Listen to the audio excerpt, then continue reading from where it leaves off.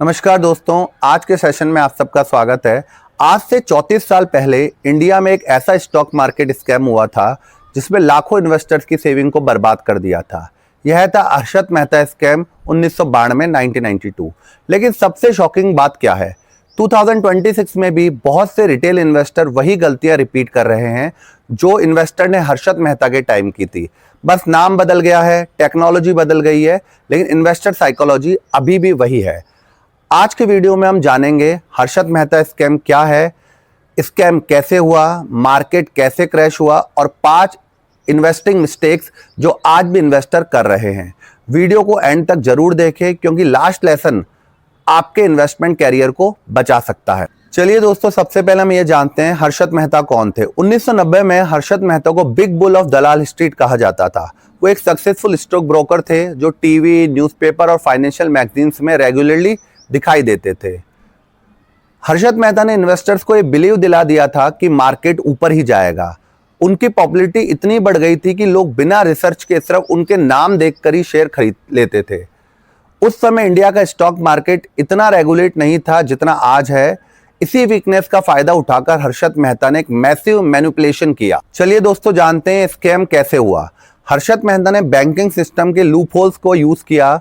उसने fake bank receipts और ready forward deals का मिसयूज करके बैंक से पैसा निकाला और उस पैसे को स्टॉक मार्केट में लगा दिया। जब बहुत सारा पैसा मार्केट में आ गया तो कुछ सिलेक्टेड शेयर्स का प्राइस रॉकेट की तरह बढ़ गया। सबसे फेमस एग्जांपल था एसीसी। एसीसी का शेयर लगभग 200 रुपए से बढ़कर 9000 तक पहुंच गया, यानी 4400% से भी ज्यादा ग्रोथ। लोगों को लगा कि यह परमानेंट ग्रोथ है। रिटेल इन्वेस्टर ने फोमो में आकर खरीदना शुरू कर दिया, लेकिन रियलिटी कुछ और ही थी। प्राइस ग्रोथ कंपनी की फंडामेंटल्स की वजह से नहीं बल्कि मैनिपुलेशन की वजह से हो रही थी। अप्रैल 1992 में जर्नलिस्ट और फाइनेंशियल इन्वेस्टिगेटर्स ने इनरेगुलरिटीज एक्सपोज करना शुरू कर दिया।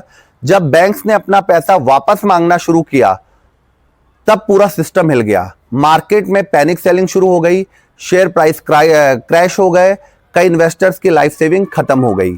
इस स्कैंडल के बाद इंडिया में मार्केट रिफॉर्म आए और सेबी को और ज्यादा पावर मिल गई। चलिए दोस्तों, बात करते हैं इन्वेस्टिंग मिस्टेक जो आज भी लोग कर रहे हैं।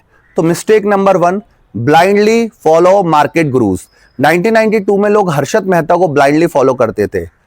आज लोग social media, influencer, Telegram channels, WhatsApp groups और स्टॉक एक्सपर्ट्स को ब्लाइंडली फॉलो कर रहे हैं। अगर आप किसी स्टॉक को सिर्फ इसलिए खरीद रहे हैं क्योंकि किसी इन्फ्लुएंसर ने रिकमेंड किया है तो आप रिस्क ले रहे हैं। इससे हमें यह सीखने को मिलता है कि अपनी रिसर्च खुद करें। दोस्तों, mistake number 2, FOMO investing. FOMO यानी फियर ऑफ मिसिंग आउट। 1992 में लोग एसीसी और दूसरे स्टॉक के पीछे भाग रहे थे। आज भी जब कोई स्टॉक 50%, 100% या 200% ऊपर चढ़ जाता है तो इन्वेस्टर्स लेट एंट्री लेते हैं। फिर करेक्शन आता है और नुकसान होता है। इससे हमें यह सीखने को मिलता है कि अपॉर्चुनिटी मिस होना पैसे लॉस करने से बेटर है। दोस्तों, mistake number 3, ignoring fundamentals. Harshad Mehta के टाइम लोग कंपनी के बिजनेस को नहीं देख रहे थे, सिर्फ शेयर प्राइस देख रहे थे। आज भी कई इन्वेस्टर रेवेन्यू, प्रॉफिट, डेप्ट और वैल्यूएशन देखे बिना इन्वेस्ट कर देते हैं।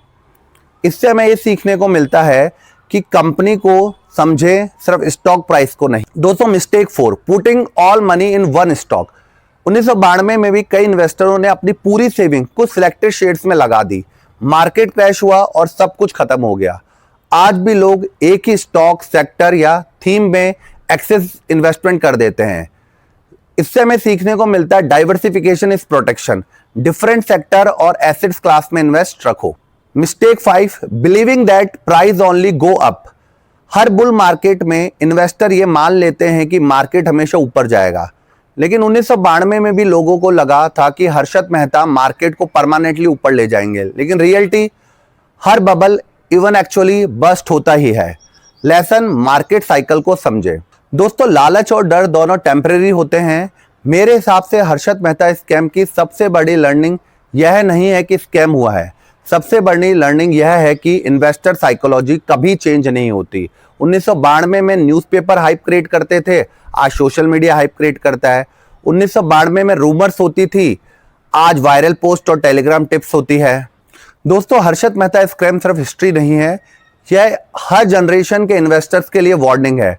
अगर आप रिसर्च करते हैं, डाइवर्सिफाई करते हैं, फोमो से बचते हैं और फंडामेंटल समझते हैं और लॉन्ग टर्म थिंकिंग रखते हैं तो आप मार्केट में सर्वाइव ही नहीं सक्सेसफुल भी हो सकते हैं। दोस्तों, आपकी क्या राय है कि आज के इन्वेस्टर भी 1992 वाली गलतियां रिपीट कर रहे हैं? कमेंट करके जरूर बताएं, लाइक करें, शेयर करें और हमारे चैनल को सब्सक्राइब करें। Follow Viren insights. Thank you.